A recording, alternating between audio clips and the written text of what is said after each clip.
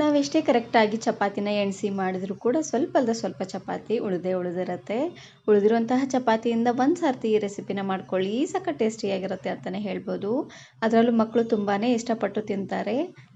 ಒಂದು ಸರ್ತಿ ಈ ಟೇಸ್ಟನ್ನು ನೋಡಿದ್ರೆ ಬಿಸಿಯಾಗಿರುವಂತಹ ಚಪಾತಿನ ಮಾಡಿ ಈ ರೆಸಿಪಿನ ಮಾಡ್ಕೊಳ್ತೀರಾ, ಅಷ್ಟು ರುಚಿಯಾಗಿರುತ್ತೆ.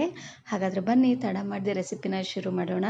ವಿಡಿಯೋ ನೋಡೋದಕ್ಕೂ ಮೊದಲು ನೀವಿನ್ನು ನನ್ನ ಚಾನಲನ್ನು ಸಬ್ಸ್ಕ್ರೈಬ್ ಮಾಡದೆ ನೋಡ್ತಾ ಇದ್ದರೆ ಪ್ಲೀಸ್ ಸಬ್ಸ್ಕ್ರೈಬ್ ಮಾಡ್ಕೊಳ್ಳಿ. ಹಾಗೆಯೇ ಪಕ್ಕದಲ್ಲಿ ಬರುವಂತಹ ಬೆಲ್ ಐಕನನ್ನು ಕ್ಲಿಕ್ ಮಾಡಿ. ಇದನ್ನು ಮಾಡಲಿಕ್ಕೆ ಮೊದಲು ನಾನಿಲ್ಲಿ ಒಂದು ಪ್ಯಾನಿಗೆ ಸ್ವಲ್ಪ ಎಣ್ಣೆನ ಹಾಕ್ಕೊಳ್ತಾ ಇದ್ದೀನಿ. ಒಂದು 3-4 ಚಮಚ ಆಗುವಷ್ಟು ಎಣ್ಣೆನ ಹಾಕ್ಕೊಂಡ್ರೆ ಸಾಕಾಗುತ್ತೆ. ಎಣ್ಣೆ ಸ್ವಲ್ಪ ಬಿಸಿ ಆಗ್ತಿದ್ದಂಗೆ ಇವಾಗ ನಾನಿಲ್ಲಿ ಉದ್ದವಾಗಿ ಕಟ್ ಮಾಡಿರುವಂತಹ ಕ್ಯಾಪ್ಸಿಕಮ್ಮು ಹಾಗೆಯೇ ಮೀಡಿಯಮ್ ಸೈಜಿನ ಒಂದು ಈರುಳ್ಳಿನ ಹಾಕ್ಕೊಳ್ತಾ ಇದ್ದೀನಿ. ಹಸಿರು ಕ್ಯಾಪ್ಸಿಕಮ್ಮು ಇಲ್ಲಾಂದರೆ ಕೆಂಪು ಅಥವಾ ಹಳದಿ, ನಿಮ್ಮ ಮನೆಯಲ್ಲಿ ಯಾವ ಕಲರ್ ಕ್ಯಾಪ್ಸಿಕಮ್ ಇದೆಯೋ ಆ ಕ್ಯಾಪ್ಸಿಕಮನ್ನು ಹಾಕ್ಕೊಳ್ಬೋದು. ಹಾಗೆಯೇ ಇದ್ರ ಜೊತೆಗೆ ನೀವು ಸಣ್ಣದಾಗಿ ಕಟ್ ಮಾಡಿರುವಂತಹ ಕ್ಯಾರೆಟು, ಬೀನ್ಸ್ ಇದ್ದರೆ ಅದನ್ನು ಸಹ ಹಾಕ್ಕೊಂಡು ಮಾಡ್ಕೊಳ್ಳಿ.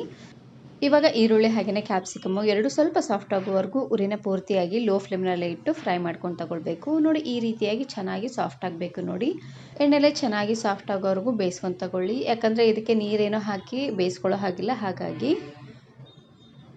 ಇವಾಗ ನಾನಿಲ್ಲಿ ರುಚಿಗೆ ತಕ್ಕಷ್ಟು ಉಪ್ಪು ಹಾಗೆಯೇ ಅಚ್ಕಾರದ ಪುಡಿನ ಹಾಕ್ಕೊಳ್ತಾ ಇದ್ದೀನಿ. ಒಟ್ಟು ನಾನಿಲ್ಲಿ 1.5 ಸ್ಪೂನ್ ಆಗುವಷ್ಟು ಅಚ್ಕಾರದ ಪುಡಿನ ಹಾಕ್ಕೊಳ್ತಾ ಇದ್ದೀನಿ.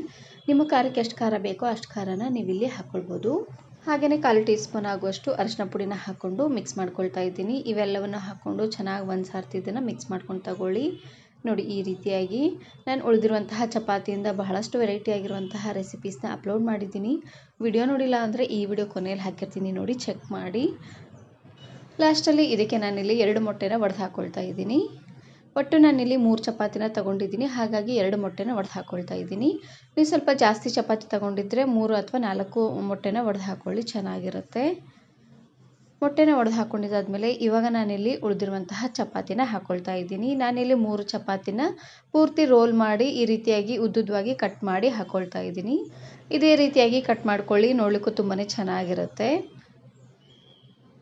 ಮೊಟ್ಟೆ ಹಸಿ ಇರುವಾಗಲೇ ಚಪಾತಿನ ಹಾಕ್ಕೊಂಡು ಚೆನ್ನಾಗಿದ್ದನ್ನು ಮಿಕ್ಸ್ ಮಾಡ್ಕೊಳ್ತಾನೆ ಉರಿನ ಪೂರ್ತಿಯಾಗಿ ಲೋ ಫ್ಲೇಮ್ನಲ್ಲೇ ಇಟ್ಟು ಚೆನ್ನಾಗಿದ್ದನ್ನು ಬೇಯಿಸ್ಕೊಂಡು ತಗೊಳ್ಬೇಕು.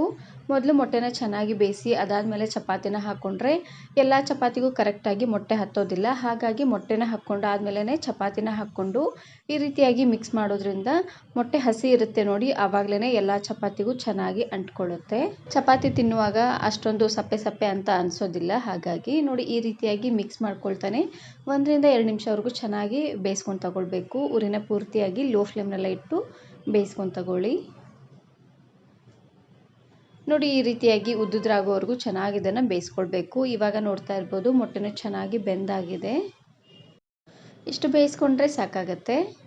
ಲಾಸ್ಟಲ್ಲಿ ಇದಕ್ಕೇ ನಾನಿಲ್ಲಿ 1 ಸ್ಪೂನ್ ಆಗುವಷ್ಟು ಸೋಯಾ ಸಾಸು ಹಾಗೆಯೇ ಸಣ್ಣದಾಗಿ ಕಟ್ ಮಾಡಿರುವಂತಹ ಕೊತ್ತಂಬರಿ ಸೊಪ್ಪನ್ನು ಹಾಕ್ಕೊಳ್ತಾ ಇದ್ದೀನಿ. ಇವೆರಡನ್ನು ಹಾಕ್ಕೊಂಡು ಒಂದೇ ಒಂದು ಸಾರ್ತಿ ಚೆನ್ನಾಗಿದ್ದನ್ನು ಮಿಕ್ಸ್ ಮಾಡಿಕೊಂಡು ಗ್ಯಾಸನ್ನು ಆಫ್ ಮಾಡಿದ್ರೆ ಆಯಿತು. ಸಖತ್ ಟೇಸ್ಟಿಯಾಗಿರುವಂತಹ ಚಪಾತಿ ಸ್ನ್ಯಾಕ್ಸ್ ರೆಡಿಯಾಗಿ ಹೋಗ್ಬಿಡುತ್ತೆ. ಒಂದು ಸಾರ್ತಿ ಈ ರೆಸಿಪಿನ ಮಾಡ್ಕೊಳ್ಳಿ, ಸಖತ್ ಟೇಸ್ಟಿಯಾಗಿರುತ್ತೆ ಅಂತಲೇ ಹೇಳ್ಬೋದು.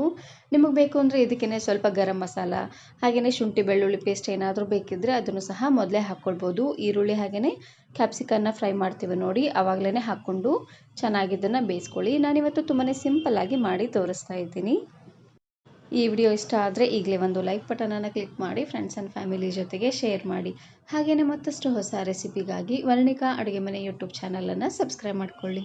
Thank you. Thanks for watching.